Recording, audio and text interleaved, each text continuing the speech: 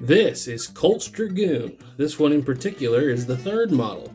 This gun was made to improve the Colt Walker with a shorter cylinder that only holds 50 grains and a little bit shorter barrel, a new and improved loading latch. This one in particular is made by Uberti. This was known as the handgun of the plains and was often seen in holsters of the same people who would carry the Hawken rifles in the 1850s. Now, this is a very powerful handgun and has been known to even bring down buffalo if you could get close enough. This would be the only .44 caliber revolver on the market in the United States between the years of 1848 and 1860, when it was replaced by the lighter, more improved, although slightly less powerful, 1860 Army.